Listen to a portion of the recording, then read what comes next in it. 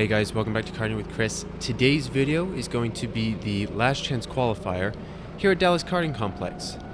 Now for those of you new to league racing, it usually starts out with a practice/qualifying session where you try and learn the track and set a fast lap time. So that's what we're going to start out with here. I know I kind of just spoiled how this qualifying session goes because I said I was in the LCQ. But I kind of want to show you why I was in the LCQ, and also a lot of crazy stuff happened in this practice session, so I kind of wanted to show you that as well. So we are driving this track backwards. I've never driven this track backwards. A lot of the people here actually have driven the track backwards, so we're going in blind here. But we're just going to try and do our best, just try and figure out the track. We can see kart number 12 here trying to pass me. I'm actually just going to let him pass me. I want to follow him, try and figure out his line and maybe improve upon it, try and learn the track a little quicker that way. Obviously, if people are going wide, like that person over there, try and pass them. You don't want to get caught behind slower people. But looking further ahead, we can see someone going off track here. We're going to keep our eye on this guy. Usually, people going off track is not that big of a deal. You just try and go around them. But this guy's going to be doing some odd things. It's going through this left-hander. He's going to go off track yet again. Maybe his tires got a little dirty from the first time. You know, that's relatable. It happens. But going through this second left-hander, he's going to do it yet again, and he's keeping it consistent. I think someone must have told him, you know, consistency is key, but I assure you, this kind of consistency is not the answer, as he does it yet again. At this point, he's just cutting the track. So if you're going to cut the track, at least, you know, cut bigger portions of it. Through this next couple of corners, surely he's not going to do it again, but he calls my bluff, does it one more time, and at this point, I'm just in awe. I can't believe it. Just kind of impressed, honestly. I mean, the man knows consistency. If you're doing an endurance race, hire that guy. He knows what he's doing. But that's 5 consecutive times in a row that I saw. He could have done it more times behind me. I just didn't want to stick around to find out. But that's a new DKC record. If you think you can beat that, or you know someone who can beat that, let me know. Now, getting back into this race, like I said, we're doing the backwards version of DKC, and if you haven't noticed already, there's not a lot of grip on track. A lot of slipping and sliding, a huge amount of understeer. Basically, to turn into any of these corners, I have to yank the steering wheel left or right, depending on the corner, obviously, to try and get the kart to rotate, because it just won't. You know, I was trying everything, trying to kind of lock up the rears to get the rears to rotate. You can see kart number 1 just going crazy wide of the turn right there. That's what happens when you go too fast through a corner. You're just going to go really wide, and there's really not a lot you can do. So trying my best to try and figure out the track and figure out these conditions, because they're very difficult. Now, one thing I will say about these practice sessions, especially when there's a lot of people here, is that it tends to get a little crowded. You tend to hit traffic very often. And so you don't really get a good clean lap to set a fast lap time, which really doesn't bother me because I know I'm not going to be very quick. But also it really helps me figure out where's the best places to pass people. So this left-hander right here, you can see, I was looking for the move on 21 there, but the door kind of shut. That left-hander back there had a lot of grip on the inside. And most of these corners, you actually just want to hook it around the apex to go around them. But the thing is that with so much understeer, it's hard to actually hit the apexes, so it makes it that much difficult. But going to this right-hander up here, I tried getting on the brakes nice and late, and you know, I was on the edge of the brakes, but the guy behind me, he tapped me in the rear, I think, and it kind of just spun me around, kind of hit me in the right spot to spin me around. Wasn't too upset about that, you know, things happen on accident. But you know, that lap wasn't going to be my fastest lap. You know, I was passing people, but like I was saying earlier, it's very hard to try and hit these apexes. So going through this left-hander right here, you're going to see I turn, but really can't get close to the apex. You have to turn about 8 years in advance in order to actually take these corners.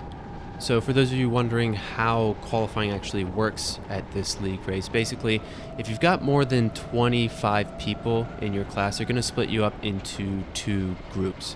So I was in group number 2.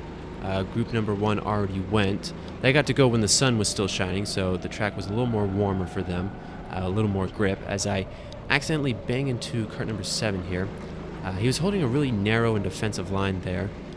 Wasn't expecting that, so I raised my hand, apologized to him. But like I said, I was in group 2 here. I don't think there was as much grip during this session, so at a bit of a disadvantage, but overall not that bad, as my friend Nick passes us like we're standing still. Makes us all look slow, as cart number 13 spinning through this right-hander. Very easy corner to spin, actually. A lot of people were spinning right there. I mean, I even spun through that corner, but we're getting around him. This is not going to be a fast lap, but we are behind my friend Nick.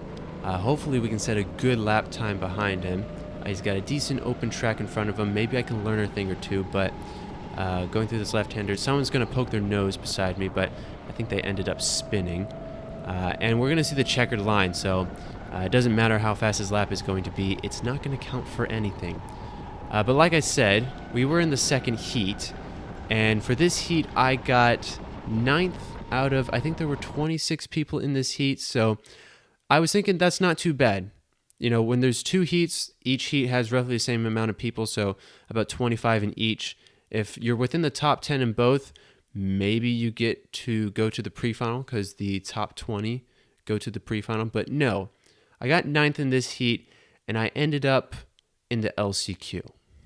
Now, fortunately, in the LCQ, I'm starting second out of 28 people, I think. So a lot of people in this race.